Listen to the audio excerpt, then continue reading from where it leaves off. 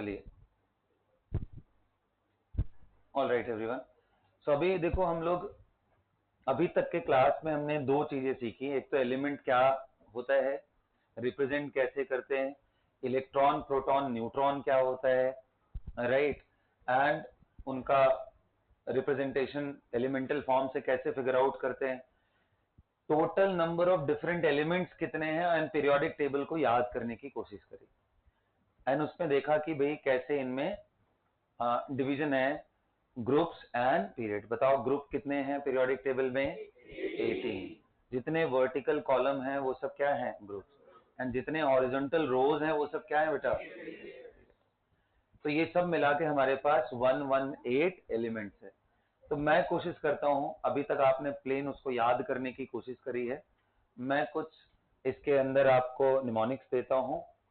वैसे मैं बहुत बड़ा फैन नहीं हूं निमोनिक्स का, तो आप ध्यान रखना, अगर आप रॉ याद कर सकते हो बेस्ट है, नहीं तो अगर सीक्वेंस कभी ऊपर नीचे होता है तो वो निमोनिक्स भी आपको थोड़ा हेल्प करेगा, राइट।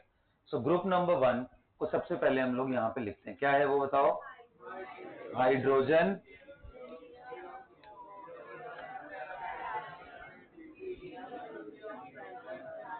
बिल्कुल सही, hydrogen, lithium, sodium, potassium, rubidium, caesium, francium. अच्छा ध्यान रखना, हाइड्रोजन के बाद लिथियम, उसके बाद ये दोनों एलिमेंट, बोलते इसको सोडियम है इसको पोटेशियम, ये रुबीडियम, सीजियम, फ्रांसियम तो चलेगा, लेकिन सोडियम में SO आना चाहिए, यहाँ तो है नहीं, ये तो Na है। तो ये कहां से डिराइव्ड है? लैटिन नेम, लैटिन नेम क्या था? नेट्रियम, नेट्रियम से डिराइव्ड, Na। ये कहां से डिराइव्ड है? केलियम से, केलियम से डिराइव्ड है K, पोटेशियम, लैटिन नेम है इनका। तो ये भी आप साथ के साथ नोट करते चलोगे। अब रही बात इस पूरे ग्रुप को, ग्रुप नंबर 1 को याद करने की, तो देखो ऐसे याद करते हैं। देखो, हमारे लिए ना करो रब से फरियाद, हमारे लिए ना करो रब से फरियाद।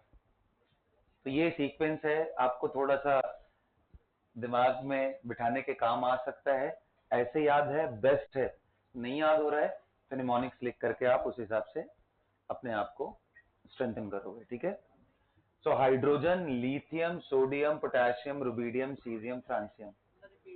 हाँ जी बिल्कुल, हमारे लिए ना करो रब से फरियाद, समझते हो ना सारे स्टेटमेंट?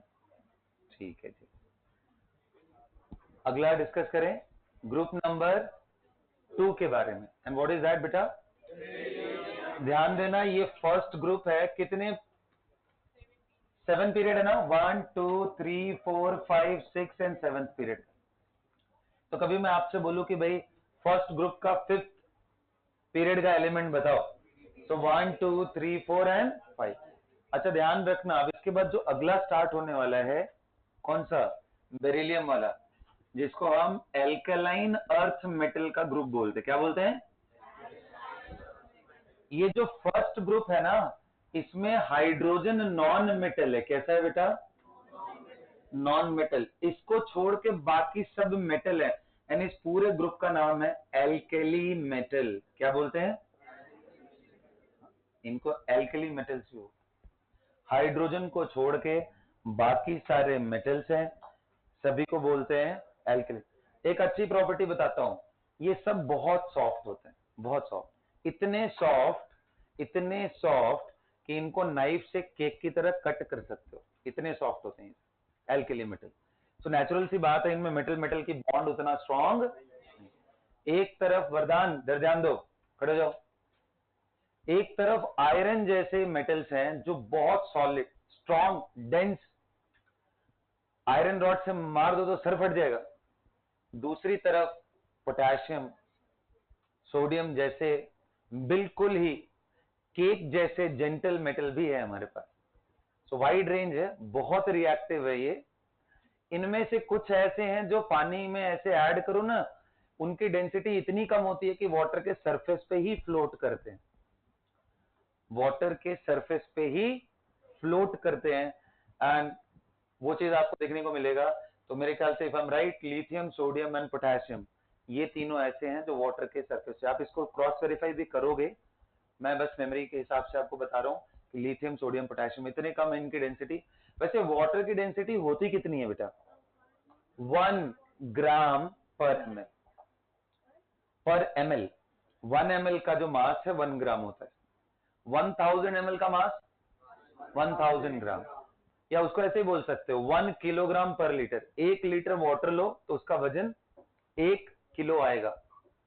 सारे लिक्विड इसी डेंसिटी के नहीं होते हैं, अलग अलग लिक्विड डिपेंड करता है उनके मॉलिक्यूलर फोर्सेस कैसे हैं, उस हिसाब से डेंसर एंड, बिल्कुल डेंस भी हो सकते हैं, लेस डेंस भी हो सकते हैं, डिपेंड करता है उनकी बॉन्डिंग कैसी है।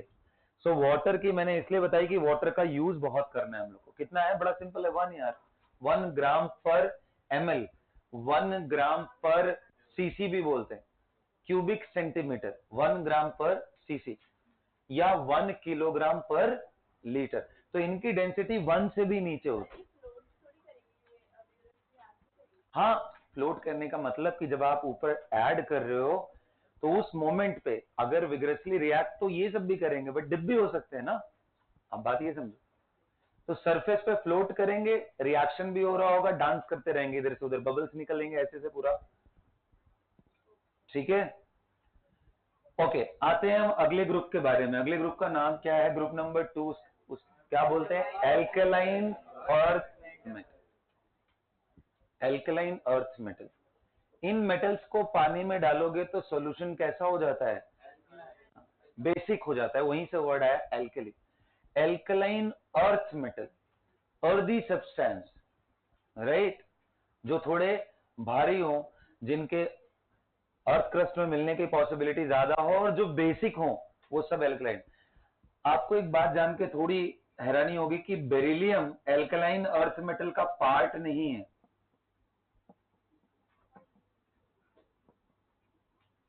Beryllium, magnesium, calcium, strontium, barium and, beryllium को छोड़ करके बाकी सब को क्या बोलते हैं?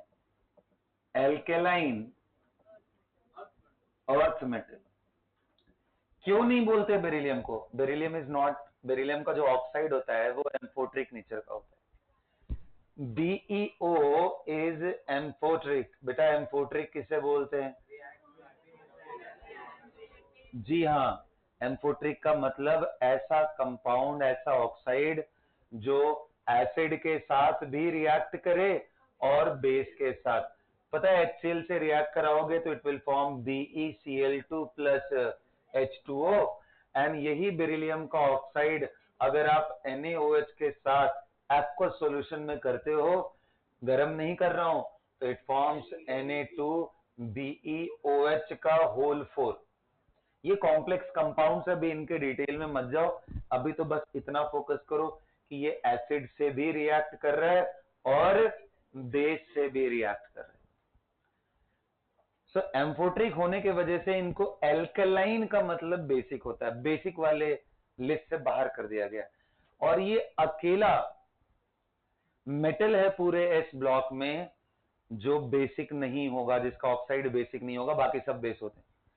सोडियम का ऑक्साइड बेसिक, लिथियम का oxide basic, potassium K2O, Rb2O, CH2O, MgO, CaO, SrO, BaO, are सब के सब बेस हैं, सिर्फ बेरिलियम का ही ऑक्साइड बेसिक। हाइड्रोजन तो मेटल होता ही नहीं है, इसलिए मैंने बोला एस ब्लॉक के मेटल में सिर्फ एक है, वो कौन सा है? बेरिलियम, जो एम्फोट्रिक होता है। ये सब सवाल भी आएंगे आपके अगले टेस्ट में, ध्यान रखना है, अच्छे से नोट्स बनाना है। लिखिए, among group 2 metals except beryllium, rest of them are called alkaline earth metal. Except beryllium, rest of them are called, बोलिए, alkaline earth metal. अब इनको याद, जी बोलिए। हाँ, except beryllium, Group 2 metals are called alkaline earth metal. Alkaline earth metal. And वो reason लिख लेना why beryllium is excluded, because yes, the oxide of beryllium is amphoteric in nature. Amphoteric. Okay, the oxide of beryllium is amphoteric in nature and that's why it is excluded. और amphoteric का मतलब भी लिखो. Amphoteric oxide will react with both acid and base. ये reaction लिख लेना, दोनों reaction लिखो.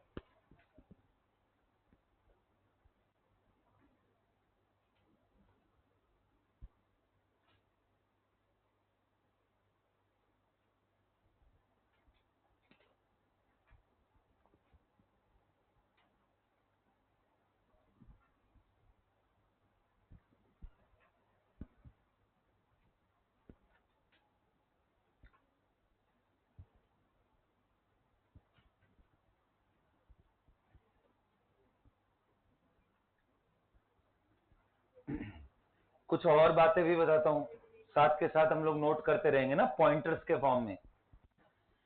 एल्कली मेटल में इनकी वैलेंसी कितनी होती है? 1, ओनली 1, इजंट इट? मतलब सोडियम कभी भी मान लो किसी नेगेटिव आयन के साथ आपको कंपाउंड बनाना है Na+, और यहाँ पे आपके पास O2- है, डाई नेगेटिव. ध्यान रखना जब भी आयनिक कंपाउंड बनाते हैं तो नेट चार्ज 0 होना चाहिए. तो कैटायन पे अगर +1, एनायन पे -2 है तो हमें 2 सोडियम आयन लेकर के एक ऑक्साइड के साथ रखना पड़ेगा, इसलिए फॉर्मूला बनेगा Na2O. इसको बचपन में आपको ऐसे सिखाया जाता है, ये जो चार्ज है इसको ऐसे मल्टीप्लाई कर दो, बोलते हैं ना, अरे मल्टीप्लाई कर मतलब ऐसा बेस में लेके जाओ. तो ये Na2O ये इसलिए कराते हैं ताकि नेट 0 चार्ज बने. आयनिक कंपाउंड के फॉर्मेशन में जब भी आपके सामने कैटायन आए, एनायन आए, तो फॉर्मूला आप खुद लिख सकते हो. जैसे बताओ, barium 2+ and phosphate ion PO3-2, क्या फॉर्मूला होगा? ये 3 करो, Ba3PO4 का होल ट्वाइस. पॉली एटॉमिक हो तो ब्रैकेट डालते हैं, अकेला आइटम हो तो कोई ब्रैकेट डालने का जरूरत. तो ये Ba3PO4 का होल ट्वाइस नाम क्या होगा? Barium phosphate. Barium phosphate. ऐसे मैं बोलूं आपको लिथियम कार्बोनेट का फॉर्मूला क्या होगा? लिथियम कार्बोनेट, तो आप बोलोगे Li+ एंड कार्बोनेट होता है CO3 2-. अब अगर कराएंगे तो क्या बन जाएगा? Li2C. समझ में आ रहे बेटा? ये इधर और ये 1 इस side, Li2CO3. This is lithium carbonate. What will be the formula of calcium carbonate? CaCO3. आ रहे बात समझ में? तो ये जितने भी alkali metal, alkaline earth metal या ग्रुप 1 एंड ग्रुप 2 के मेटल इंक्लूडिंग बेरिलियम, ये फिक्स्ड वैलेंसी रखते हैं. एल्कली मेटल का +1 एंड एल्कलाइन अर्थ मेटल का ऑलवेज +2. आपके दिमाग में आएगा ये कौन सी बड़ी बात है यार, फिक्स ही वैलेंसी होगा सबका. तो ऐसा नहीं है. क्या आपने आयरन में देखे हैं डिप्लोमेटिक होता है वो बड़ा, जैसा सामने है उसके हिसाब से चार्ज बदल लेता है. तो फेरस एंड फेरिक दोनों होता है, FeO एंड Fe2O3. इसका फॉर्मूला बनाओ, Fe2O3. इसका क्या फॉर्मूला आएगा? This is ferrous oxide and this is ferric oxide. Multiple valency भी होती हैं, सिर्फ आयरन नहीं, बहुत सारे हैं हमारे पास. क्यूप्रस है, क्यूप्रिक है, एक हाँ, वो तो मिक्स्ड ऑक्साइड हुआ. देखो मैं ये बोलना चाह रहा हूं कि जब मल्टीपल वैलेंसीज होती है ना तो ऐसे भी कंपाउंड मिलते हैं, FeO.Fe2O3. This is a mixed oxide. तो अभी तो हम बिल्कुल सिंपलेस्ट फॉर्म के बारे में डिस्कस कर रहे हैं. You wanted to, did you get it ना? तो ये इसमें देखो फेरस फेरिक दोनों ही ऑक्साइड का कॉम्पोजिशन है, ऐसे बहुत सारे मिलेंगे. मैं अभी आपको बता रहा हूं कि alkali and alkaline earth metal, group 1 metal and group 2 metal, beryllium को भी लेकर के फिक्स्ड वैलेंसी शो करते हैं। बेरिलियम कभी +1 नहीं होगा, बेरिलियम कभी +3 नहीं जा सकता, वो हमें कैसा होगा, लिखो ये बात नोट करके, हाँ लिखो, alkali metal have fixed valency and कितना होता है उसके ऊपर charge, they always bear +1 in their compound, किसी और के साथ जब भी कॉम्बिनेशन बनाएगा तो वो +1 रखता है। लिख रहे हो ये सब बात, आता है तो भी लिखना है, ये बात ध्यान रखना, ठीक है। Alkaline earth metal and beryllium, मतलब ग्रुप 2 मेटल मैं बोल रहा हूं, group 2 metal also have fixed valency, कितना होता है, उनका चार्ज कितना है, +2, दे बेयर +2। अब मैं आपको, अगर इतनी बात दिमाग में है तो मैं आपको कई सारे फॉर्मूला पूछ सकता हूं, राइट। एग्जाम्पल लिखो, right the formula of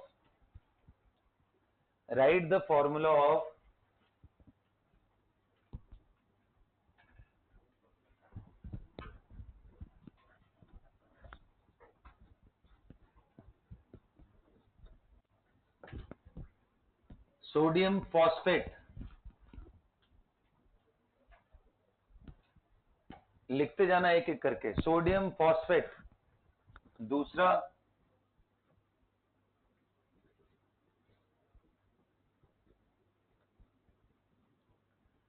lithium sulphate,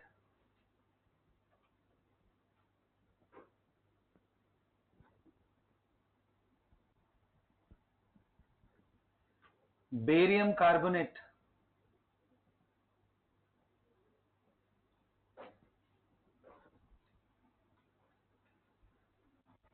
magnesium phosphate, potassium chloride, magnesium chloride,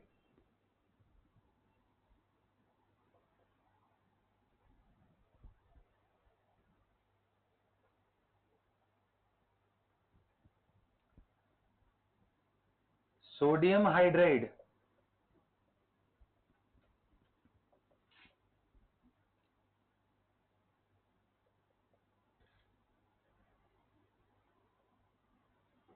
magnesium hydride,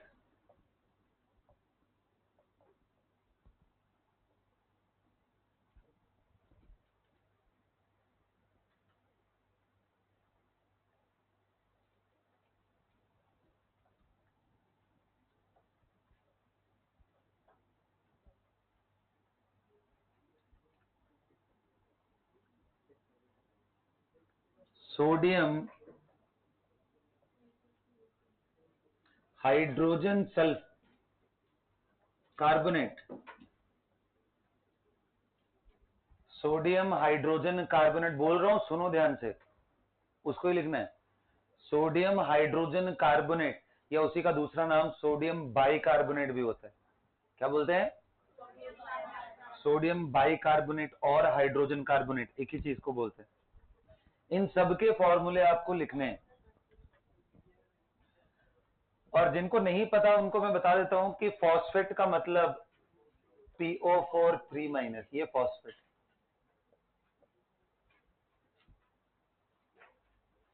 और यहीं पे अगर एक हाइड्रोजन लग जाए और चार्ज एक कम हो जाए तो इसको बोलते हैं हाइड्रोजन फॉस्फेट।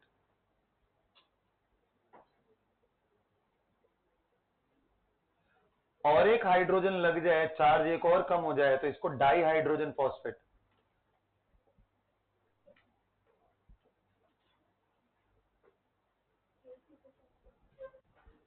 फॉस्फेट है, हाइड्रोजन फॉस्फेट है, डाई हाइड्रोजन फॉस्फेट है, ऐसे ही CO3 2- क्या है बेटा, कार्बोनेट। और यही अगर मैं HCO3- कर दूं तो इसी को बाइकार्बोनेट या दूसरा नाम इसका हाइड्रोजन कार्बोनेट,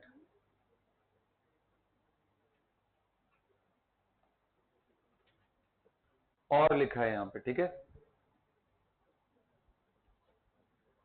देखो क्लोराइड, ब्रोमाइड, हेलाइड जिनको बोलते हैं, हेलाइड, हेलाइड मतलब F minus Cl minus Br minus I minus, halogen पे negative.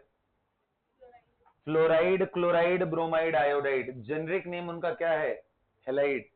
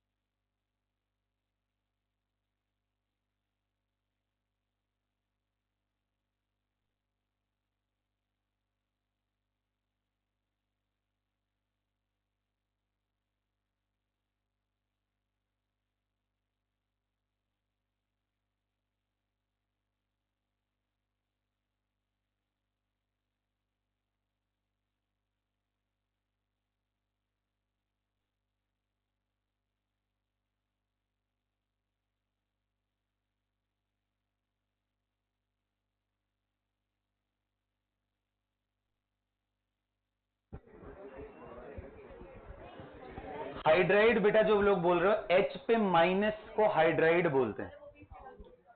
Hydride, hydride H minus, H minus is hydride.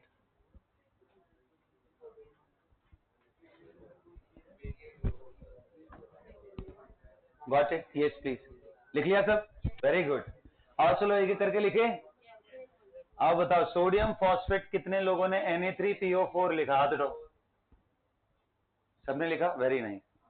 हाँ देखो कैसे कर रहे हैं, सोडियम पे कितना चार्ज, +1, और फॉस्फेट पे कितना बेटा, -3।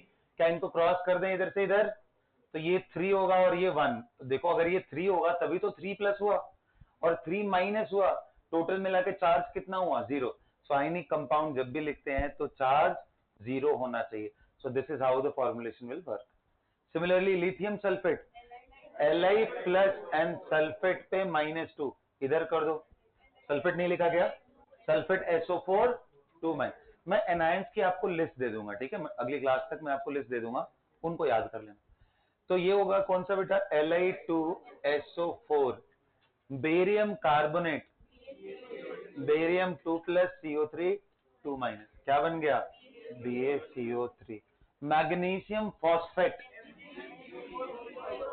तो मैग्नीशियम पे 2 प्लस, फॉस्फेट पे कितना, 3 माइनस, तो ये और ये मिलके क्या बना, Mg3PO4। ये कितने लोग का सही हुआ, वो हाथ उठाओ भाई। गलत कितने का हुआ, ईमानदारी से हाथ उठाओ, कितने लोग गलत हुआ ये, अटेम्प्ट कितने ने नहीं किया था इसको, क्या बात शुक्र यार, तेज हो यार तुम लोग। चलो ये बताओ, potassium chloride, magnesium MgCl2, sodium NaH, Na+, ये कितने लोग का सही हुआ, सोडियम, ठीक है। क्या हुआ इसमें, नंबर कम क्यों हो सकते हैं, हाइड्राइड अनयूजुअल था क्या, H पे -1 हाइड्राइड है, और सोडियम पे कितना, +1, +1 -1 सीधा न्यूट्रल हो जाएंगे। बताओ magnesium hydride MgH2, sodium hydrogen carbonate, इसका एक और नाम भी है बेकिंग, बेकिंग सोडा बोलते हैं, जनरल केमिकल नेम है बेकिंग। ये सारे आयनिक, खास बात ये है कि alkali metal and alkaline earth metal predominantly ionic compound बनाते हैं, ये कोवलेंट नहीं बनाते हैं। इनमें सिर्फ एक है नटोरियस, कौन है? बेरिलियम, तो उसको तुमने ऐसे ही निकाल दिया बाहर, एल्कलाइन अर्थ मेटल से बाहर है ना। ये बनाता है कुछ कुछ कोवलेंट कंपाउंड, कुछ कुछ कोवलेंट कंपाउंड बनाता है बेरिलियम। इसको छोड़ के बाकी सब सिर्फ और सिर्फ क्या बनाते हैं? लिखो,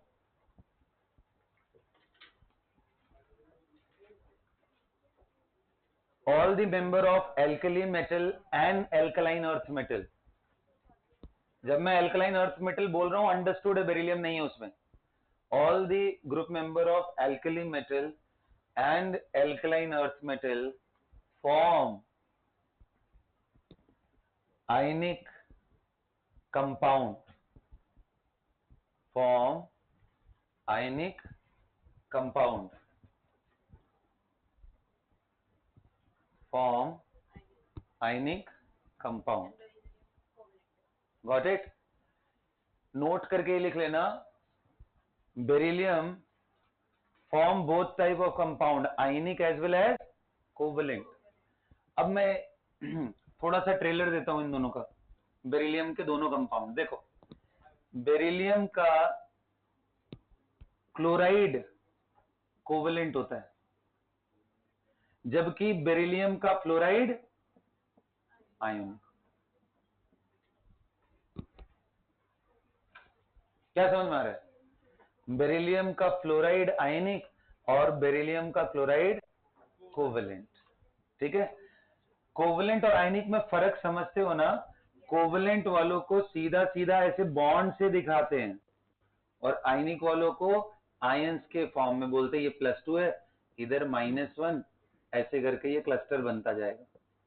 यहाँ शेयरिंग नहीं है, यहाँ आयंस के बीच में अट्रैक्शन है, यहाँ शेयरिंग है। कोवलेंट में शेयरिंग, आयनिक में कंप्लीट ट्रांसफर। घबराओ मत, केमिकल बॉन्डिंग में ना बहुत डिटेल में जाना है, लेकिन बॉन्ड समझने से पहले एटम तो जानना है। अभी एटम ही नहीं जानते अभी हम लोग अच्छे से। ठीक है, अभी आप जो भी जानते हो बहुत अधूरा है 9th-10th के लेवल पे। एटम इस साल जानोगे आपकी एटम होता गया है। ठीक है, चलो आगे बढ़ते हैं। तो ये दोनों की वैलेंसी फिक्स होती है, यहां तक क्लियर? आगे बढ़ते हैं जी। अच्छा, इसके निमोनिक्स पे आते हैं। Beryllium, magnesium, calcium, strontium, barium, radium. Anyone who will help me? हाँ जी, बेटा मांगे कार स्कूटर, बापूजी राजी हो गए। राजी है या नहीं? बाप राजी, चले कोई बात नहीं। बेटा मांगे कार स्कूटर, बाप राजी। ये बदतमीजी की तरह हो रहा है, बाप राजी। क्यों राजी करना है उनको? तो मना कर देंगे। कैसे? कुछ करो जीवन में, खुद से कार खरीदो, स्कूटर खरीदो। क्यों मैं क्यों ला के दूं तुम लोग को? ठीक है, ऐसे करके याद। ओके, आइए आगे बढ़ते हैं।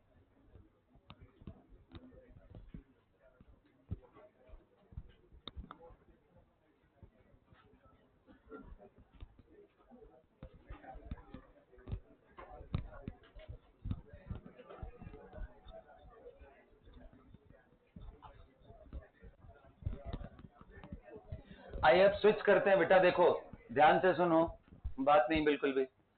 ये जो फर्स्ट 2 ग्रुप मेंबर्स हैं, हाइड्रोजन, लिथियम, सोडियम, बेरिलियम से लेके, इन दोनों को कलेक्टिवली क्या बोलते हैं? S block. एस ब्लॉक के मेंबर्स हैं ये। तो आपसे अगर सवाल पूछा जाए एस ब्लॉक में टोटल कितने एलिमेंट्स हैं? कितने एलिमेंट्स है? 7 and 6, कितने हुए हैं? 13 elements are there in S block. समझ रहे हो क्वेश्चन कैसे फ्रेम होंगे? थोड़ा आइडिया दे रहा हूं मैं तुम्हें, हिंट दे रहा हूं, अच्छे से तैयारी करके। एस ब्लॉक के मेंबर्स यहां तक क्लियर है? अब हम लोग ये जो यहां से बेटा स्कैंडियम,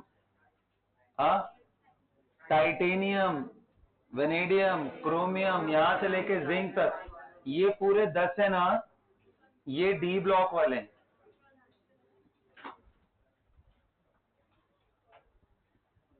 तो मैं अभी डी स्किप कर रहा हूं, अभी हम लोग आ रहे हैं इसके अगले वाला। कौन सा? Boron, aluminium, gallium, indium, thallium, nihonium. Boron, aluminium, gallium, indium था। देखो ये सब ना आर्टिफिशियली डेवलप्ड है, लास्ट वाले मोस्टली 7th पीरियड में बहुत ज्यादा आर्टिफिशियली डेवलप्ड एलिमेंट है, इसलिए उनकी केमिस्ट्री उतनी डिटेल में पढ़ी नहीं आती। वो तो बस एक तरह से शॉक हो गया ना लोगों का कि यार एक नया एलिमेंट बना के देखते हैं। अभी पता है रिसर्च क्या चल रहा है कि 118 को किसने डिस्कवर किया था? एक बच्चे ने लिखा था, उन्हीं के नाम पे उसको रखा। हाँ, ऑर्गेनिसन बोलते हैं, ऑर्गनेसॉन, जैसे भी करके बोलो। तो आप सोचो अभी इस पे रिसर्च ये चल रहा है कि क्या हम 119 को सिंथेसाइज कर सकते हैं। यार ये गजब बात हो गई। एक तो होता है नेचुरल एग्जिस्टेंस की नेचर में है, हाइड्रोजन है, हीलियम है, लिथियम, बेरिलियम, बोरॉन, ये सब है। सिंथेसिस का मतलब क्या? क्या गॉड हो गए हम लोग, कुछ भी बनाए जा रहे हैं? तो देखो एक्चुअली आप सिंथेसाइज कर सकते हो। आप नाइट्रोजन को चाहो तो ऑक्सीजन में बदल सकते हो। कोविड के टाइम में ऐसे बहुत सारे लोग थियरी दे रहे थे कि ऑक्सीजन की कमी पड़ गई है ना, नाइट्रोजन बहुत है, उसी को ऑक्सीजन में बदलो। कैसे बदल सकते हैं नाइट्रोजन को ऑक्सीजन में? तो बोलते हैं भाई नाइट्रोजन एंड ऑक्सीजन में डिफरेंस किस बात का है? तो नाइट्रोजन में प्रोटॉन 7 है, इसमें प्रोटॉन कितना होता है? 8। अब अगर इसके कोई मान लो 14 वाले ले लिया तुमने, वैसे आपको एक बात बताया था मैंने पहले लेक्चर में, आइसोटोप क्या होते हैं, याद है? आइसोटोप का मतलब atoms having same proton number but different mass number या different न्यूट्रॉन नंबर, क्योंकि न्यूट्रॉन की वजह से ही आता है। तो नाइट्रोजन के वेरियस आइसोटोप्स हो सकते हैं, nitrogen 714, nitrogen 715, nitrogen 716 and dot dot dot, there could be many. तो इनमें से किसी एक को पकड़ लो और किसी तरीके से इसके न्यूक्लियस में जो 7 प्रोटॉन रह रहे हैं उनमें बाहर से एक और प्रोटॉन इंजेक्ट करने की कोशिश करो। और ये बहुत टफ टास्क है। क्यों? क्योंकि प्रोटॉन पे कैसा चार्ज प्लस, बगल वाले पे कैसा चार्ज प्लस, इनको भेजोगे तो डिस्टेंस जैसे जैसे कम होगा भयंकर रिपल्शन होगा, स्ट्रॉन्ग रिपल्शन। जितना नजदीक आएगा उतना ही ज्यादा फोर्स ऑफ रिपल्शन होगा। तो इस जगह पे जाके रहना इतना आसान काम।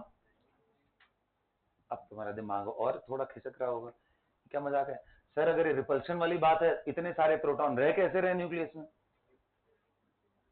इतने सारे प्रोटॉन रह कैसे रहे न्यूक्लियस में?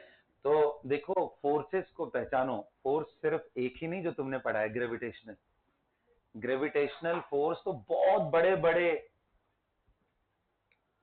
प्लैनेट्स वगैरह हैं, बहुत बड़े बड़े मासेस के अगर ऑब्जेक्ट्स आए तो उनके बीच में जो लगने वाला फोर्स है, वैसे ग्रेविटेशनल फोर्स तो छोटे पार्टिकल पे भी लगता है, बट उनके लिए वो मीनिंगलेस हो जाता है।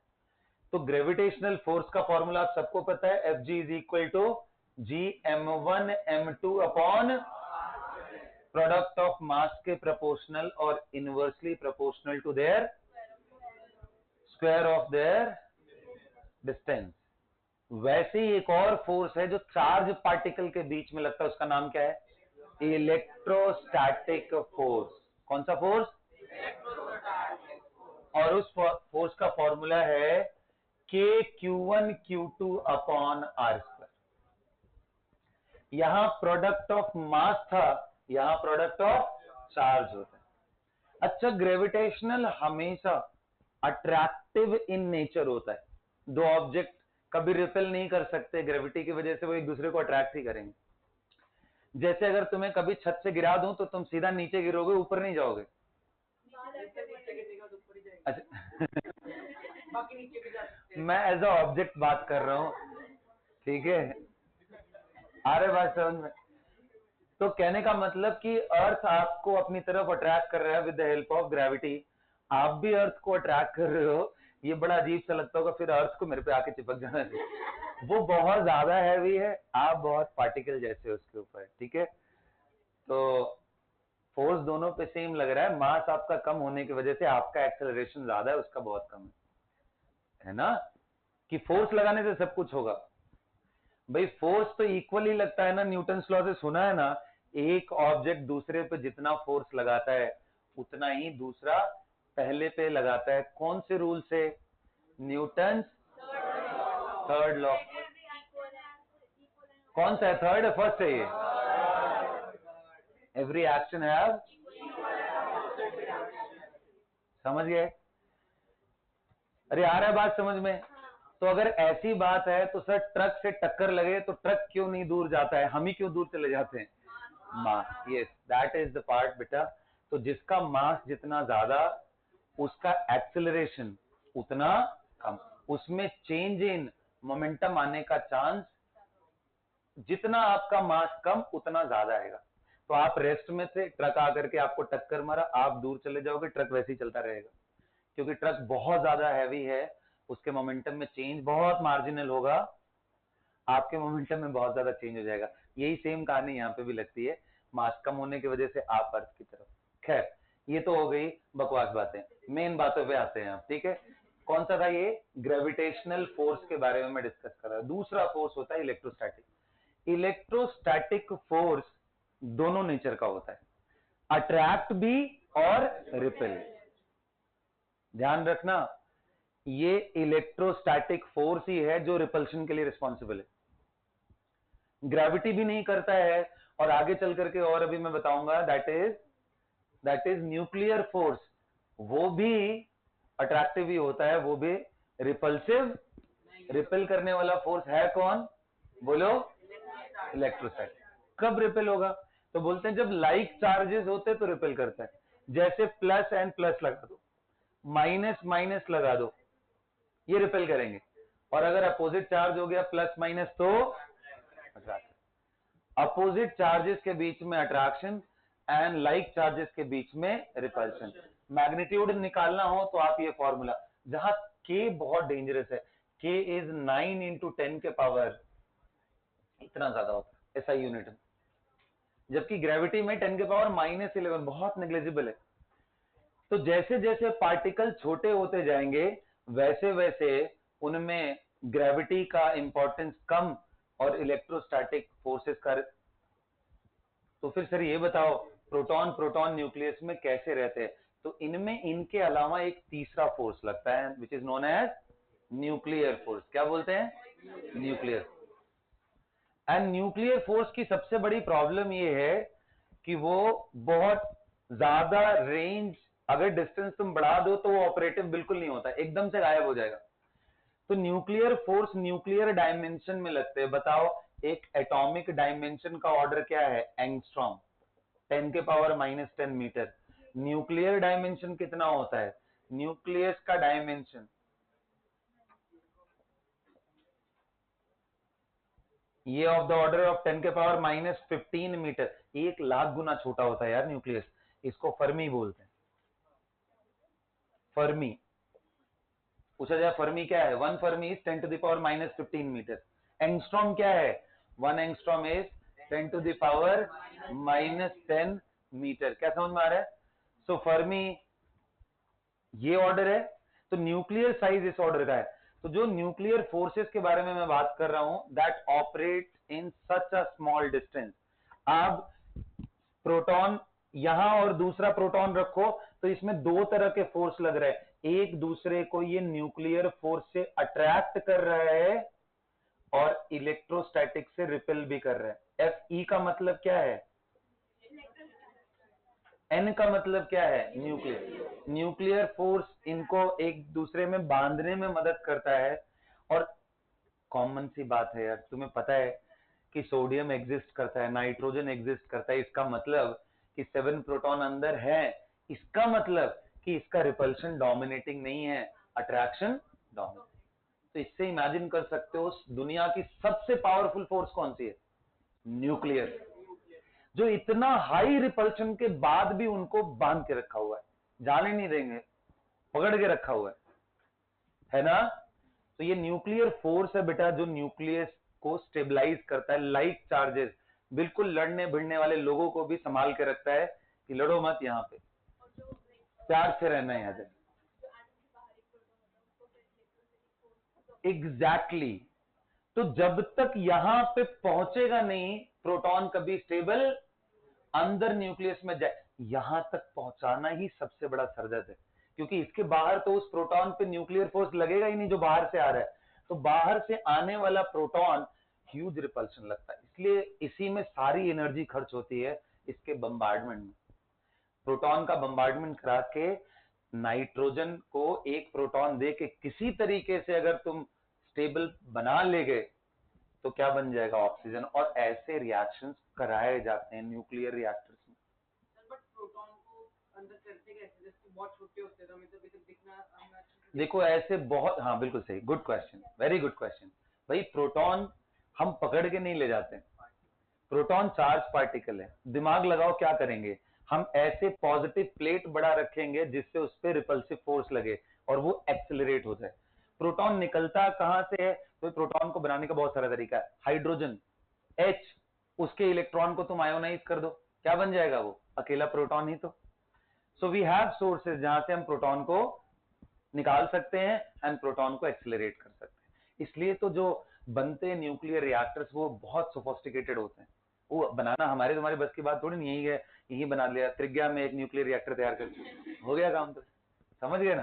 तो इसलिए ध्यान रखना कि ये बहुत सोफिस्टिकेटेड इंस्ट्रूमेंट्स होते हैं और ये बहुत बहुत ज्यादा एफर्ट्स के बाद बनाए जाते हैं, ऐसे चलते फिरते नहीं डेवलप।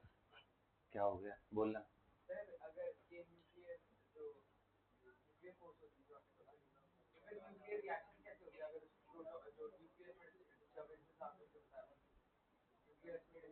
अभी आगे बढ़ो तो उसमें आ जाएगा अपने आप, ठीक है। अच्छा जी, अब सुनो, देखो तुम्हें एक और बात समझ आएगी। रेडियो एक्टिविटी जो मैंने बोला था, emission of alpha beta and gamma radiation due to nuclear disturbances, ये रेडियो एक्टिविटी होती कैसे। तो देखो जैसे जैसे, ध्यान से समझना, प्रोटॉन एंड न्यूट्रॉन में इंबैलेंस क्रिएट होगा बहुत ज्यादा, देखो ध्यान से, न्यूट्रॉन एंड प्रोटॉन के बीच में भी न्यूक्लियर फोर्स लगेगा, न्यूट्रॉन न्यूट्रॉन के बीच में भी न्यूक्लियर फोर्स, रिपल्सिव सिर्फ प्रोटॉन प्रोटॉन, इसलिए जितना न्यूट्रॉन ज्यादा हो उतना अच्छा होता है। और शुरू शुरू में जब न्यूक्लियस का साइज छोटा हो ना, तब N/P के रेशियोज अगर 1 हो तो भी चल जाता है, जितने न्यूट्रॉन उतने प्रोटॉन, या थोड़ा बहुत एक आध दो नंबर में डिफरेंस देखोगे मिलेगा।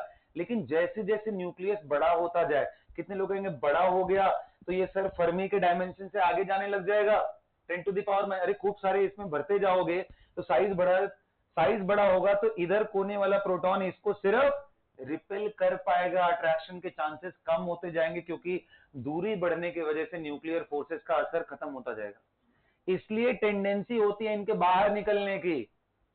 हैवी न्यूक्लियस यूरेनियम 238, देखो 92, कितना डिफरेंस है देखो, प्रोटॉन इस पे 92 है, न्यूट्रॉन निकालो मोटू कितना आ रहा है, कितना है 238 माइनस 92 कितना आया, अरे यार जोड़ो घटाओ बोलो, 140 46 है, देखो 4 बोल रहे हो, कितना रहा है, इतने सारे न्यूट्रॉन रहने पड़ रहे हैं तब भी ये स्टेबल न्यूक्लियस नहीं होता है बल्कि डिसइंटीग्रेट हो रहा है। अरे जो भी आए यार तुम लोग इसमें मत पड़ जाओगे, मैं ये 238 है, हाँ ठीक है चलो, मैं ही कर लेता यार, तुम लोगों ने गलत कर दिया पूछ करके, ठीक है चलो इधर ध्यान दो। समझ आ रहा है ना मैं क्या बोल रहा हूं, कि न्यूक्लियस जैसे जैसे बड़ा होता जाएगा सबको संभालना मुश्किल होता जाएगा और फिर इसी में से टूट टूट करके निकलते रहते हैं। और ये जो ब्रेक डाउन होकर के निकल रहे होते हैं ये ग्रुप बना करके NNPP, ये ग्रुप बना के काफी स्टेबल स्ट्रक्चर है ये, इसी को NNPP को ही हम क्या बोलते हैं, अल्फा पार्टिकल, कुछ और नहीं बल्कि हीलियम का 2+ है ये। अरे हीलियम में कितने प्रोटॉन कितने न्यूट्रॉन, 2 प्रोटॉन दोनों, तो उसके दोनों इलेक्ट्रॉन निकाल दो तो क्या बन गया वो, यही तो बन गया NNPP, इसी को अल्फा पार्टिकल बोलते हैं। अल्फा पे 2+ होता है, हीलियम पे 2+ चार्ज डालोगे तो वही अल्फा पार्टिकल होता है, तो ये निकलने लगता है, अल्फा निकलता है। फिर बीटा भी होता है, गामा, गामा इलेक्ट्रोमैग्नेटिक रेडिएशन है, कुछ दिनों के बाद आपको समझ आएगा। बीटा क्या है वो भी मैं कुछ दिनों के बाद ही आपको समझाऊंगा, अभी इतना बहुत है आपके लिए। तो समझ आया ये बात, तो देखो ग्रेविटेशनल फोर्सेस बहुत अच्छी फोर्स है यार, पूरे यूनिवर्स में एक बहुत अच्छे ग्लू की तरह काम कर रहा है वो, अट्रैक्टिव इन नेचर। दूसरा फोर्स इलेक्ट्रोस्टैटिक। तीसरा फोर्स, चलो इनके बारे में लिखते हैं फटाफट, चलो। Major forces in universe, major forces in universe, major forces in universe कौन कौन से हैं?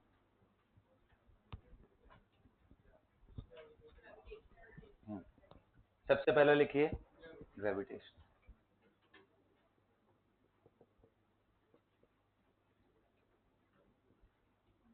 एफ जी से रिप्रेजेंट कर रहा हूं,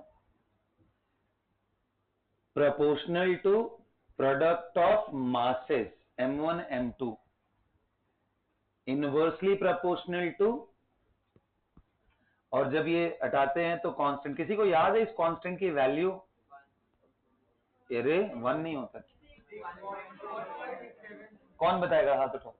हाँ 1.67 into 10 की power -11।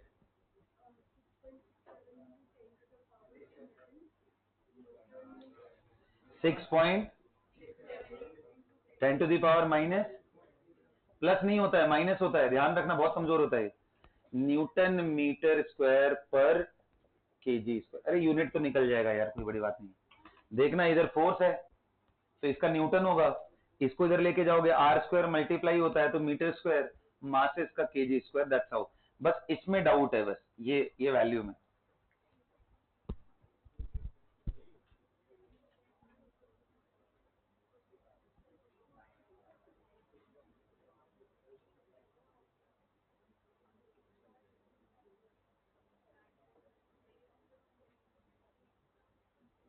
-6.67 सही है, 10 टू द पावर -11, यही आंसर है इसका। ठीक है, समझ गए। अब क्योंकि हम एटॉमिक लेवल पे बात कर रहे हैं तो मैं तुम्हें इसकी वैल्यू से रियलाइज कराता हूं कि कितना। अच्छा 10 न्यूटन फोर्स का मतलब तो समझ में आता होगा ना बेटा। 10 न्यूटन अगर आपको एक्सपीरियंस करना है तो 10 न्यूटन मतलब 1 केजी का कोई ऑब्जेक्ट अपने हाथ पे रख लो, जो आपके यहाँ पे एक्सपीरियंस फोर्स स्टेगनेंट रखना, जो एक्सपीरियंस हो रहा है वो नियरली 10 न्यूटन के आसपास है, 10 न्यूटन के आसपास है। वो फोर्स अपने दिमाग में बना लो। अब देखते हैं कि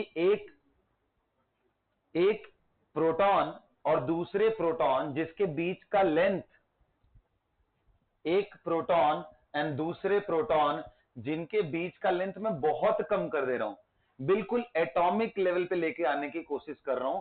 अब देखते हैं इनके बीच में ग्रेविटेशनल फोर्स कितना लगता है। क्वेश्चन लिखिए, calculate the magnitude of gravitational force between two proton, calculate the magnitude of gravitational force between two proton separated by a distance, separated by a distance कितना बताओ, कितना ले? न्यूक्लियस के अंदर चेक करें कितना रिपल्शन लग रहा है, न्यूक्लियस के अंदर चेक किया जाए? अरे बोलो ना, 1 फर्मी लिखो फिर, separated by a distance of 1 fermi. 1 fermi कितना होता है? 10 to the power -15 metre, bracket में लिख लेना। 1 फर्मी इज इक्वल टू 10 के पावर। और कौन सा डेटा चाहिए तुम्हें? जी मैंने बता दिया है। मास चाहिए प्रोटॉन का, so mass of proton kilogram में होता है। एनीवन?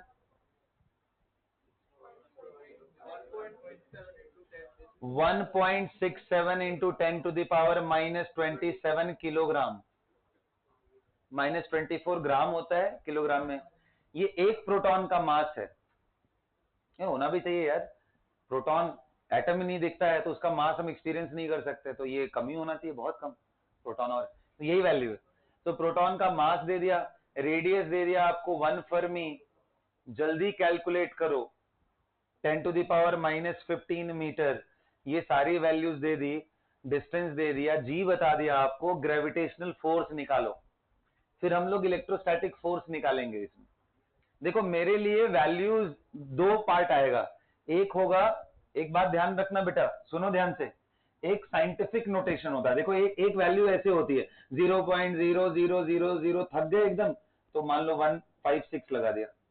ये बड़ा वियर्ड सा रिप्रेजेंटेशन है। साइंटिफिक नोटेशन होता है 1 से 10 के बीच में नंबर होना चाहिए।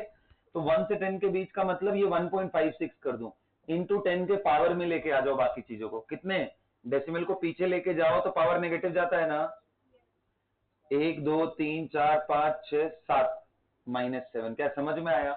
मुझे आंसर इस फॉर्म में चाहिए, यानी यहां वाला जो नंबर हो 1 से 10 के बीच में हो और इधर 10 के पावर। तो I am more interested in this power rather than this value, तो इसलिए आप थोड़ा पावर पे ध्यान दोगे। निकालो, क्योंकि कैलकुलेशन होगा इसमें।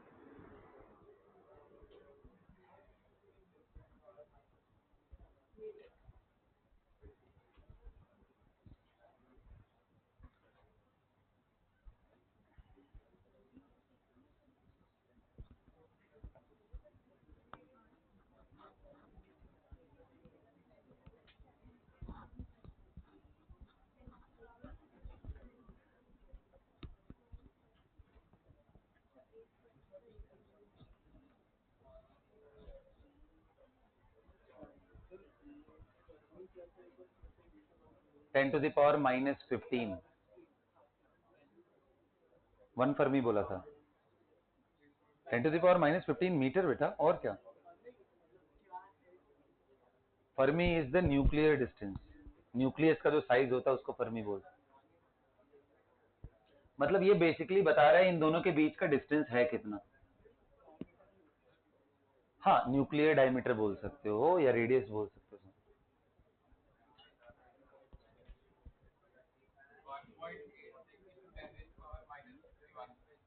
10 के पावर माइनस न्यूटन। हाँ, यही ना, फोर्स का यूनिट क्या होगा? न्यूटन ही ना, सारा ऐसा यूनिट बने। यस बेटा बोलो। -89। चलो देखो यही बदल रहा है। 39। ओके चल 39।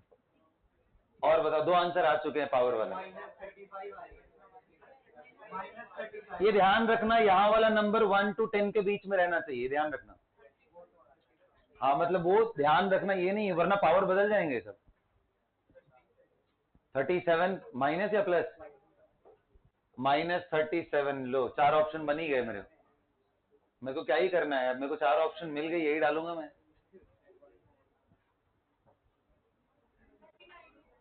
39 आ रहा है।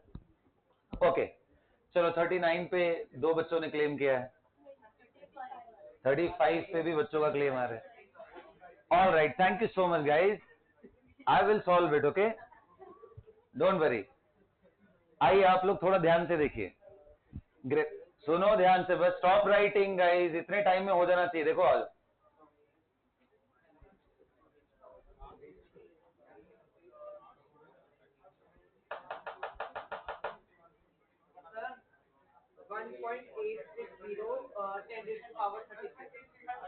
36 आ रहा है। Okay got it. चलो नया ऑप्शन आ गया क्या?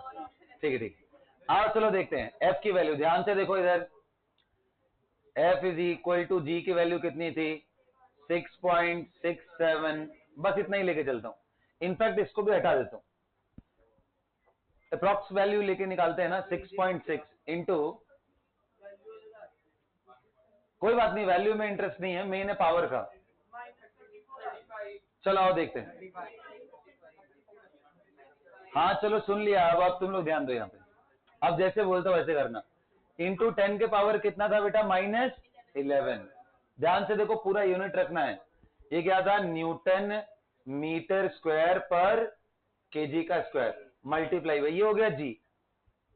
एफ इज, ये फॉर्मूला लगा रहा हूं, ठीक है। M1 मास कितना है? 1.67।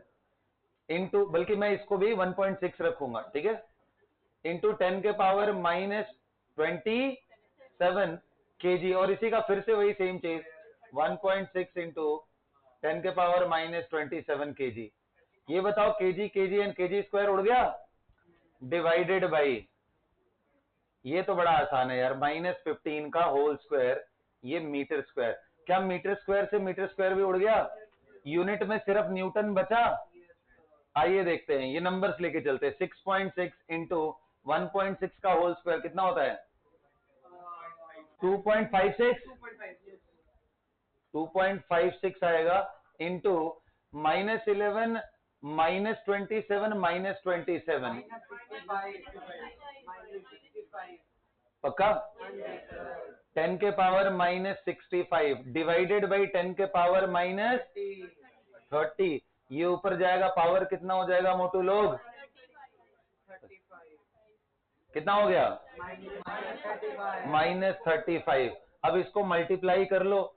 अब इसमें तुम्हें और अप्रोक्सीमेट करना है, 6 गायब कर दो। अरे कोई बात, पावर तक में, डेसिमल के 1 प्लेस तक आप रख सकते हो, कोई दिक्कत। अरे अब सुनना ही नहीं दोबारा रे, जो जिन्होंने पहले आंसर किया है बस इनफ है, दोबारा आंसर नहीं सुनना है, ठीक है? जो भी किया है बस उतना ही है। 6.6 इंटू 2.5 करो, अप्रॉक्स बताओ कितना आ रहा है वैल्यू?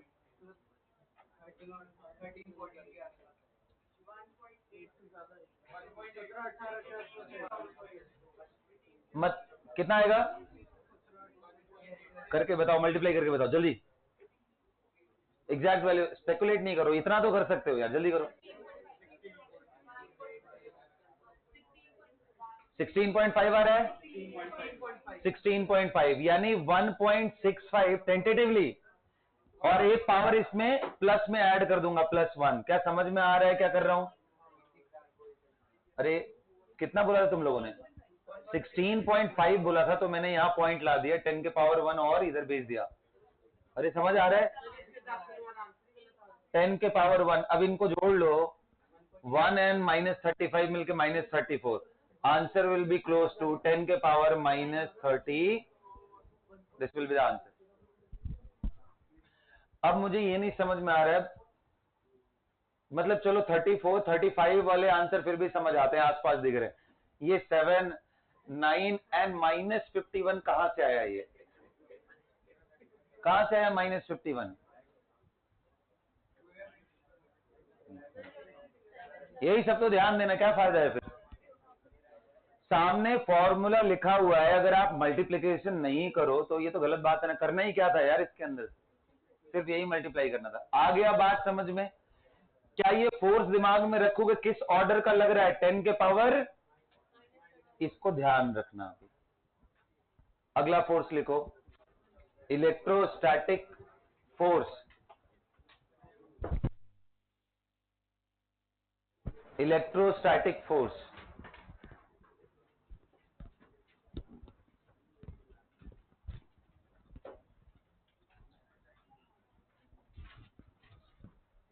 देखो, it only operates between two charge particle. Gravity तो सब पे वर्क करता है, लेकिन इलेक्ट्रोस्टैटिक फोर्स किस पे ऑपरेट करता है? Between charge particle only. कोई भी अनचार्ज है तो फोर्स 0 हो जाएगा। It only operates between two charge particle, and what is the formula of the force? F is equal to, देखो ध्यान से, ये इतना ऐसे लिखा जाता है, 4 pi epsilon 0। Permittivity of air इतना ज्यादा नहीं जानना है यार तुम लोग को, चलो मैं ऐसे लिख दे रहा हूं, बट नहीं जानना है। अब ढूंढना ये सब क्या है? परमिटिविटी ऑफ एयर, ये एक सिंबल है यार बस। कौन सा भी? पाई है, पाई 4 पाई एप्सिलॉन, इसी को के बोलते हैं, पूरे को कलेक्टिव क्या बोलते हैं? के।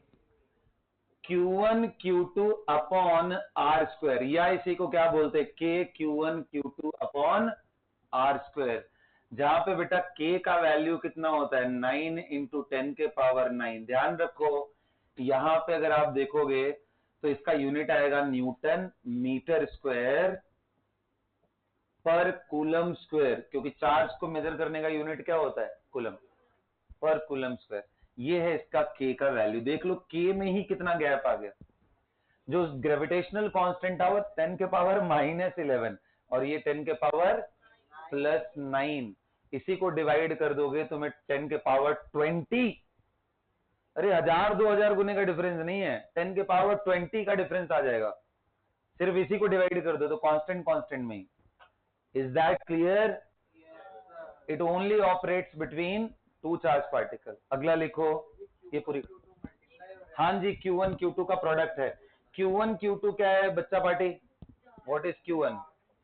Yes, Q1 is the charge on one particle, Q2 is the charge on other particle. तो जैसे आपको ऐसा लिखा रहे कि यहाँ एक चार्ज Q1 है, यहाँ एक चार्ज Q2 है, इनके बीच का डिस्टेंस R है, तो फोर्स इसका ये लिखा जाएगा। लिखा तो यहाँ पे इतना बड़ा बड़ा यूनिट लिखा है। अब बिल्कुल होता है यार, क्या बात कर। कॉम करता है कभी भी तो कभी देखा है तुमने कि बाल चिपक जाते हैं कॉम में? अरे टूट के नहीं ऐसे ही, मतलब ऐसे खड़े खड़े हो जाते हैं। सारा इलेक्ट्रोस्टैटिक फोर्स ही तो है। एंड इस टाइम पे अगर आप देखो जो ड्राई वेदर है उसमें वो जो ब्लैंकेट होते हैं ना नॉर्मल कंफर्टेबल वाले, वो देखो आप अगर ऐसे हाथ रब कर दो तो उसमें से स्पार्क क्रिएट होता है, वो इलेक्ट्रिकल एनर्जी की वजह से होता है। ठीक है, खैर चलो ये सब चीजें तो घरों में देखते रहोगे तुम लोग। हाँ, yes, it is very very important, क्योंकि इन्हीं का यूज करके पूरा स्ट्रक्चर ऑफ एटम में हम लोग घुसेंगे, तो इसलिए इसको इग्नोर करके हम जा ही नहीं सकते। आगे आगे आगे बढ़। वैसे जिन लोग को थोड़ा लग रहा हो कि हम लोग फिजिक्स पढ़ रहे हैं केमिस्ट्री नहीं, तो उनको बता दूं केमिस्ट्री समझने के लिए फिजिक्स और मैथ दोनों का सही होना बहुत जरूरी है। आपको अगर इन दोनों में क्लैरिटी नहीं है, कभी चांस ही नहीं है कि आपको केमिस्ट्री समझ पाओ। याद कर लो अलग केस है, समझ में कभी नहीं आएगा कुछ भी। समझने के लिए आपकी बेसिक मैथमेटिक्स एंड फिजिक्स दोनों अच्छी होनी चाहिए। तो जो जो रिक्वायरमेंट है मेरी, मैं उससे आपको पहले इंट्रोड्यूस करा रहा हूं ताकि इनको यूज करेंगे। ओके बच्चों, अब चलो अगला एक्सरसाइज करते हैं। ये बताओ, अभी प्रोटॉन पे हमने देखा कि अगर उनको वन फर्मी डिस्टेंस के अंदर लेके आते हैं यानी न्यूक्लियर डायमेंशन में, तो उस पर कितना अट्रैक्टिव फोर्स लगता है, क्योंकि ग्रेविटेशनल फोर्स तो अट्रैक्टिव ही होता है। अब देखेंगे रिपल्सिव फोर्स कितना लगता है, फिर इमेजिन करोगे न्यूक्लियर कितना पावरफुल है। लिखो फाइंड द, अच्छा आपने ये लिखा ना कि it operates between two charge particle only, बोलो ओके। अभी क्वेश्चन एक सेकंड के लिए थोड़ा स्पेस छोड़ दो, या तो अगर आपने नहीं लिखा है तो वेल एंड गुड, या कट मार दो, उतना चलेगा, कोई दिक्कत नहीं है। ठीक है, हाँ आपको क्या लिखना है? Electrostatic force can be attractive और repulsive in nature. Electrostatic force can be attractive और रिपल्सिव इन नेचर।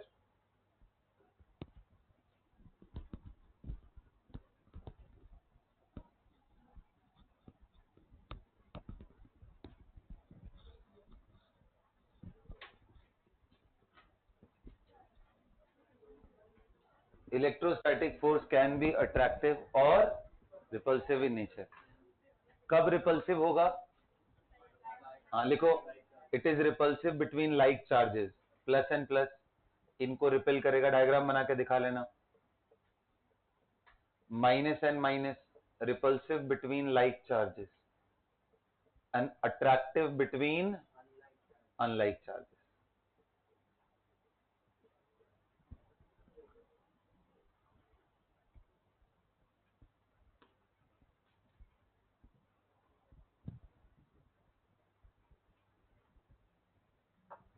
डायग्राम बना के दिखा लो।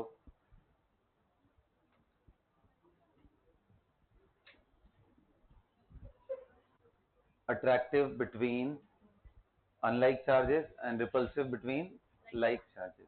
ओके, अब ये सवाल लिखिए आप, राइट, जो मैं आपसे पूछ रहा हूं। Find the electrostatic force of repulsion, electrostatic force of repulsion operating between two proton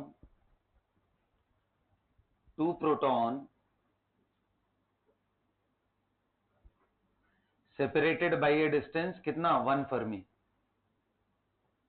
इनमें कितना फोर्स ऑफ रिपल्शन लग रहा है वो आप निकालिए। इलेक्ट्रोस्टैटिक, क्योंकि रिपल्शन बोल रहा है, अंडरस्टूड है इलेक्ट्रोस्टैटिक।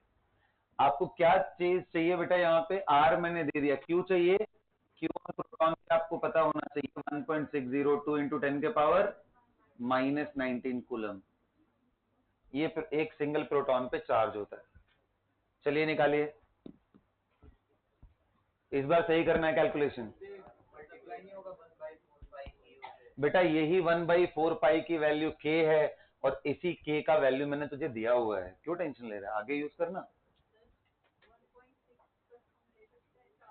हाँ हाँ कोई बात नहीं, उससे पता है वो जो वैल्यू आ रही थी ना, जैसे मान लो 2.56 आ रहा है, हो सकता है 2.58 हो जाए, 9 हो जाए, बट पावर नहीं बदलेगा। अप्रोक्सीमेशन सिंगल डेसिमल के डिजिट तक लेके चलो। हाँ मेनली पावर चाहिए, बट पूरा करना है, क्यों कंजूसी कर रहे हैं। हाँ पहले तूने फिर से आंसर किया, इस बार सही है ना, गलती तो नहीं किया ना, एक्यूरेट आंसर चाहिए, जल्दी नहीं चाहिए।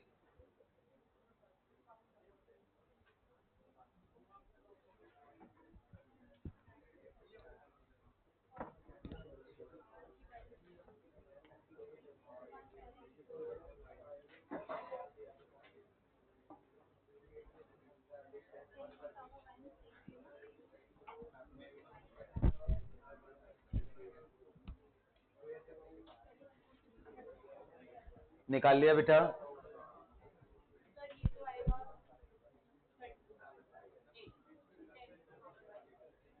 Ten to the power -8। आइए चलिए मिटा दूं ये,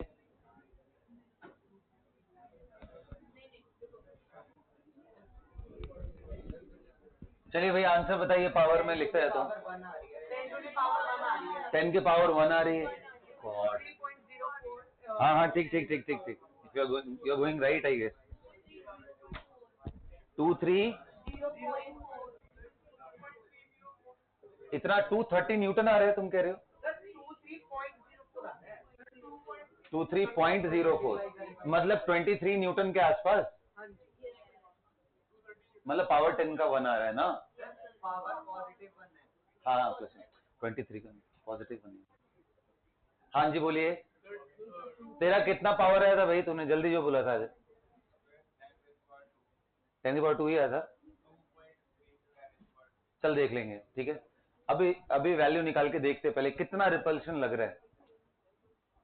ग्रेविटी उनको कभी कंट्रोल नहीं कर सकता। देखो आओ देखते हैं।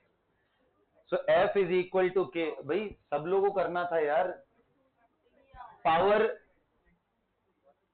2.3 इंटू 10 के पावर 1 कितने लोग आ रहा है, 10 के पावर 1 कितने लोग आ रहा है, हाथ उठाओ। पावर 2 कितने लोग आ रहा है वो हाथ उठाओ। और बाकी सभी लोगों को कैलकुलेशन करना है, ये गलत बात है बेटा, सबको कैलकुलेशन करना है। आइए चलिए देखते हैं, F इज इक्वल टू के का वैल्यू कितना था, 9 इंटू 10 के पावर 9। Q1 1.67 तो 6 रहने दे, इंटू 10 के पावर -19 इस पूरे का होल स्क्वायर। ये देखो सब SI यूनिट में रखे हो, तो मैं लास्ट में न्यूटन मीटर स्क्वायर पर कूलम स्क्वायर, यहां से कूलम आएगा कूलम का स्क्वायर, और नीचे से मीटर का स्क्वायर आ जाएगा 10 के पावर -15 का। ये कूलम कूलम सब कट के न्यूटन बचेगा, आएगा हमारा आंसर ये पावर 38 बोलो, तो -8 बच गया।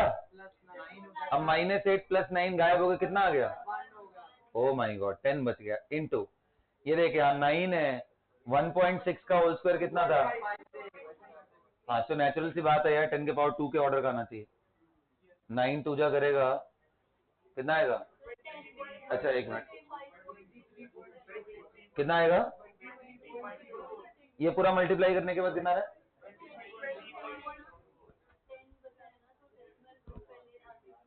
25.6 ना, अच्छा हाँ भाई, अरे मैं तो बस उधर ही पावर की बात कर रहा था। चलो 25.6 कर लो, क्या फर्क पड़ता, ये अप्रॉक्स 230 न्यूटन, ये यानी पावर 2 आ रहा है। आया बात समझ में, तुम देख रहे हो कितना डिफरेंस आ रहा है, ये रिपेल कर रहा है। अब तुम इमेजिन करो, मान लो दुनिया में सिर्फ यही दो फोर्सेस होते हैं, तो क्या न्यूक्लियस में 2 प्रोटॉन रह पाता बेटा? देखो इसको बाहर की तरफ धक्का लग रहा है, कितने का? 230 न्यूटन का। 230 न्यूटन मतलब कितना हुआ? 23 किलो का कोई चीज तुम हाथ में उठाओ, जितना तुम्हारे ऊपर जोर लगता है उतना एक ना समझ छोटा प्रोटॉन जो दिखने वाला भी नहीं है उस पे उतना फोर्स लग रहा है। इमेजिन करो कैसे वो हैंडल कर रहा है इन सब चीजों को। यहां अंदर अट्रैक्शन, बस यार अट्रैक्शन दिखाने का भी मन नहीं कर रहा, इतना छोटा है। कितना था अट्रैक्शन इनके बीच में, प्रोटॉन प्रोटॉन के बीच में? अरे भी निकाला था हम लोगों ने, कहां गया वो वैल्यू? अरे भगवान, क्या है मतलब, क्यों है ये? रहना ही नहीं चाहिए।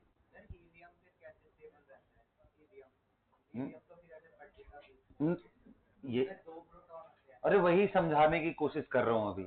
इसका मतलब सिर्फ दुनिया में यही 2 फोर्स नहीं है, एक तीसरा मिस्टीरियस फोर्स भी है जिसको हम क्या बोलते हैं? न्यूक्लियर। लिखो थर्ड फोर्स। अब आप इमेजिन करो न्यूक्लियर फोर्स कितना पावरफुल होगा। ये 230 न्यूटन जो रिपल्शन हो रहा है उसको भी ओवरकम कर जा रहा है। लिखो न्यूक्लियर फोर्स।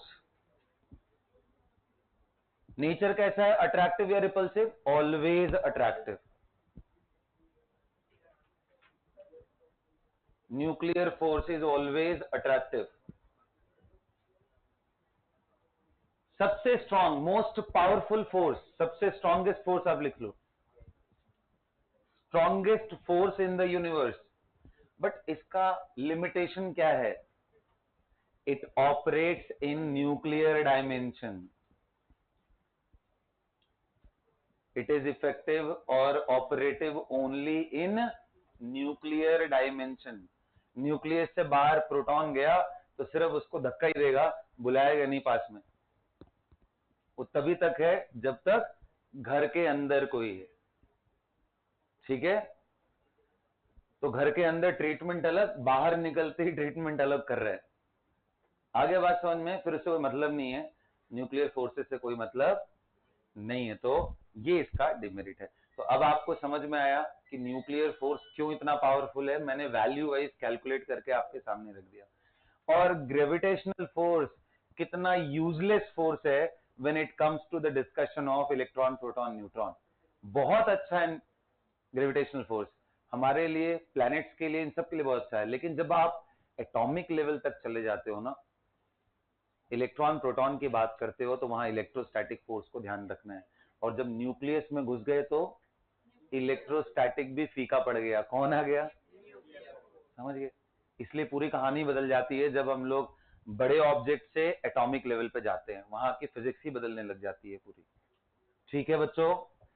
तो ये चलो फोर्सेस के बारे में मैंने आपको आइडिया दे दिया।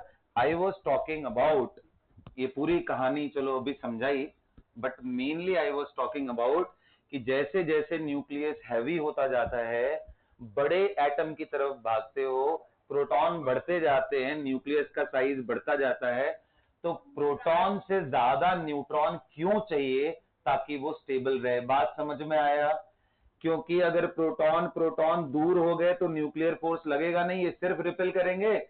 और अगर न्यूट्रॉन ज्यादा रखोगे तो वो ग्लू की तरह काम करेगा, इन सबको बाइंड करके रखा रहेगा। इसलिए हैवी न्यूक्लियस स्टेबल तभी होते हैं जब n/p नियरली 1.5 के आसपास हो, और छोटे केस में n/p का रेशियो नियरली 1 के आसपास होता है न्यूक्लियर स्टेबिलिटी के लिए।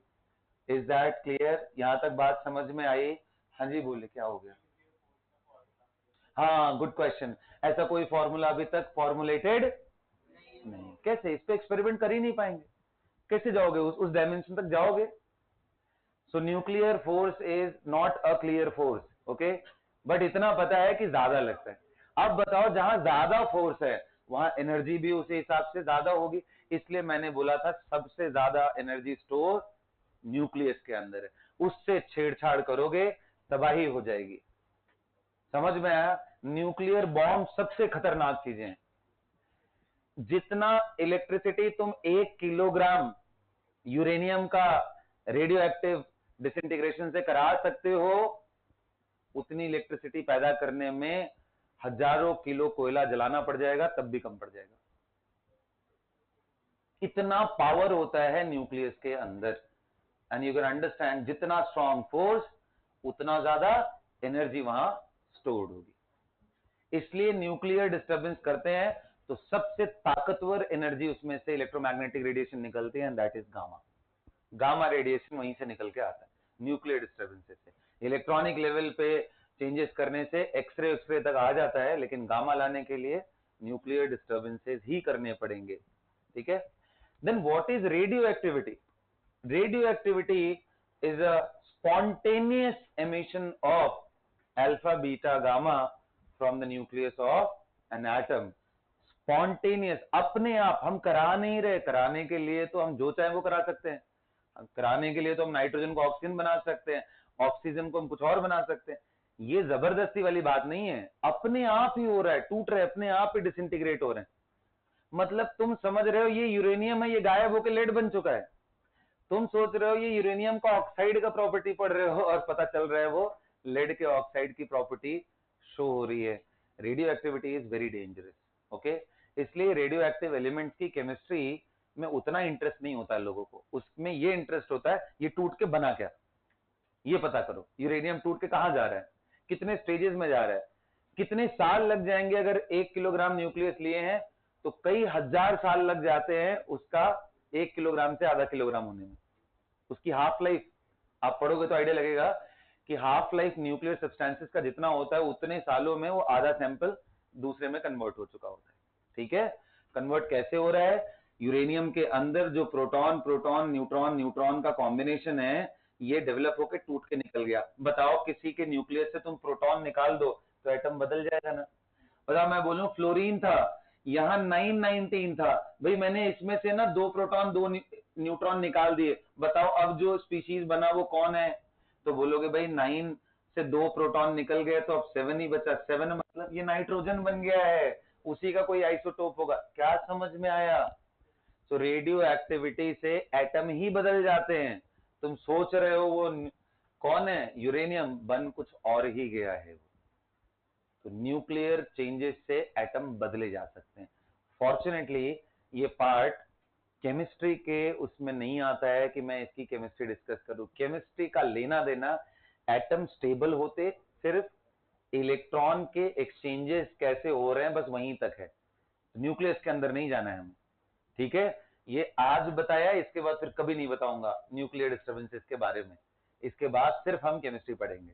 Got it? ताकि तुम्हारे दिमाग में सही पिक्चर बन सके, न्यूक्लियस से लेके एटम पूरा विजुलाइज कर सको, इसके लिए मैंने तुम्हें आज ये चीज दिखाई है। ध्यान रहेगा। तो लिखो ये बात, रेडियो एक्टिविटी क्या है? Radioactivity, write it down. Radio activity is the spontaneous disintegration. Disintegration मतलब breakdown. Radio activity is the spontaneous, अपने आप। स्पॉन्टेनियस का मतलब खुद जो हो जाए। Radio activity is the spontaneous disintegration of the nucleus of an atom. Spontaneous disintegration of nucleus of an atom. What is the products? What are the products that are formed? Alpha, beta, gamma. Alpha, beta, gamma are the common products of radioactivity, along with another nucleus, right? Alpha, beta, gamma. Alpha, what is alpha, everyone? Alpha is a combination of 2 neutron, 2 proton living together. अब ये 2 proton 2 neutron को जैसे ही देखते हैं हमें helium की याद आ जाती है, क्योंकि 2He4 होता है और इसका मतलब 2 इलेक्ट्रॉन है इसमें और 2 प्रोटॉन 2 न्यूट्रॉन। अगर ये दोनों इलेक्ट्रॉन को टाटा बाय बाय कर दो तो ये बन गया He2+, ये सिर्फ ppnn हो गया, और यही क्या है? अल्फा। तो कोई आपसे पूछे what is alpha particle, you can say nucleus of helium, He2+. Write it down. Alpha particle is the nucleus of helium, He2+. Alpha particle is the nucleus of helium, He2+. Is that clear everyone? Okay बच्चों, आइए beta क्या होता है, beta समझना है। तो देखो beta particle बोलते हैं, ध्यान से समझना। बीटा वैसे दो तरीके के होते हैं बेटा। बीटा पॉजिटिव भी हो सकता है, नेगेटिव भी। एक का नाम है पॉजिट्रॉन, दूसरे का नाम है इलेक्ट्रॉन। बीटा दो तरह के होते हैं, beta plus and beta minus.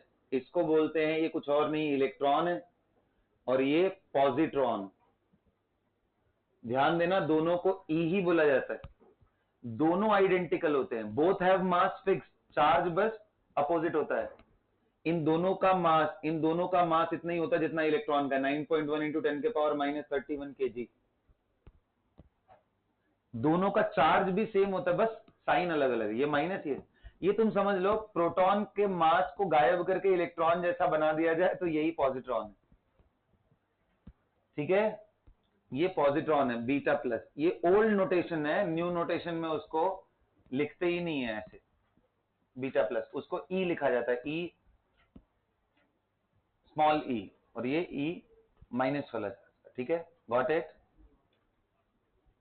ये बीटा है बेटा। गामा क्या है? गामा सिर्फ एक इलेक्ट्रोमैग्नेटिक रेडिएशन है।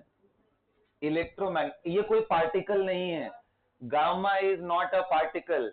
Alpha and beta are particle and radiation में क्या डिफरेंस है? रेडिएशन में कोई मास, रेस्ट मास नहीं होता है, और पार्टिकल्स का अपना मास होता है, तभी तो इसका मास लिख रहा हूं।